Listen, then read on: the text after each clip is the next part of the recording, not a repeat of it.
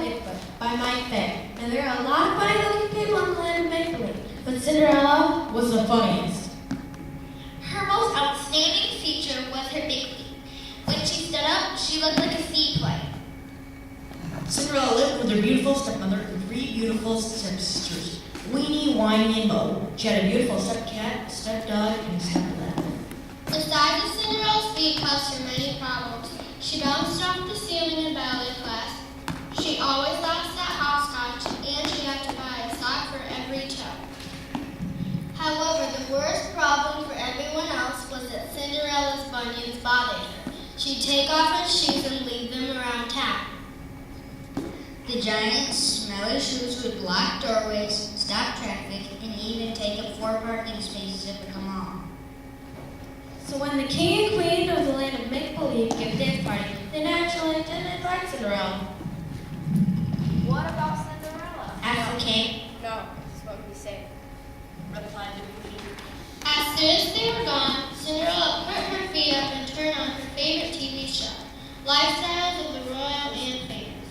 Suddenly, a cow wearing a blonde wig and a pink tutu appeared on the top of the TV. Would you please move your tail? You're blocking the screen. Said Cinderella. I'm Elise, your fairy godmother, and I'm here to send you to the ball.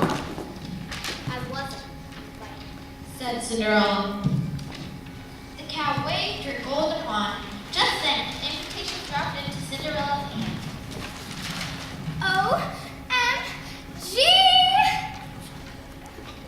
But I don't have a thing to wear. Whined Cinderella.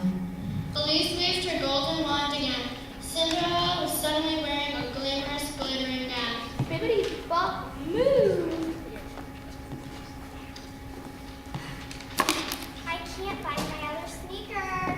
Sneebled Cinderella. The cow twirled her wand. On Cinderella's feet sparked 2 glass sneakers. But I don't have a carriage. Moaned Cinderella. Take the bus. Said her fairy godmother, handing Cinderella some change. Thank you, fairy godmother. Said Cinderella. She turned to leave. One more thing. Said the cow. You have to be back before the clock strikes 12. Sure. Bye. Said Cinderella. When Cinderella arrived at the ball, everyone pointed and said, Who's that funny-looking girl? Prince Mountain, who was quite funny-looking himself, raised his head from the punch bowl and sputtered. Who's the doll? Wanna dance? Sure. Why not? said Cinderella, twirling. Ouch. Step on my foot. Said Smeldred. The two began to dance. I'm gonna sit this way. Howled Smeldred, hopping up and down. Just then, the clock struck 12. Time goes fast when you're having a ball. Oh no, I have to go. Shrieked Cinderella. But who are you? Cried Smeldred, rubbing his feet. I'm late. She replied, That's a funny name.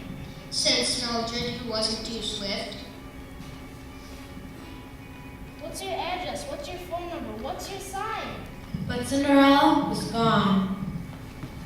She left behind one glass sneaker, size 87, triple A minus, that blocked the doorway, so everyone had to leave through the back door.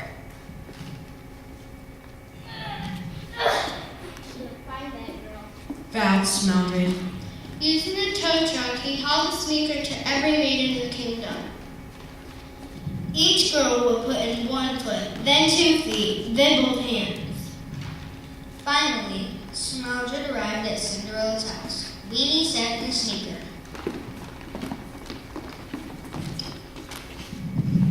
It fits. She shrieked. Next. Said Smeldred. Then Whiny and Mo stood in the sneaker together. Look, Mo, fits. It fits. They shouted. Next. Sighed Smeldred, feeling a little discouraged. Just then, Cinderella lumbered into the room. Oh, there's my other sneaker. She cried and slipped it on. Everyone stared at Cinderella's foot. It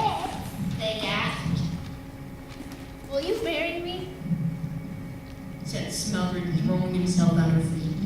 Well, only if you'll marry me. replied Cinderella. The prince grabbed a donut and put it on her finger. Then they rushed out the door to live happily ever after. Well, at least the prince will be our stepbrother-in-law. Cried Weenie, Whiny, and Mo. Yeah, but it's going to be hard to fill Cinderella's shoes. Sighed their mom. Just then, Elise appeared on top of their team. The shoe must go on. She uttered with a wink and poured them each a glass of milk.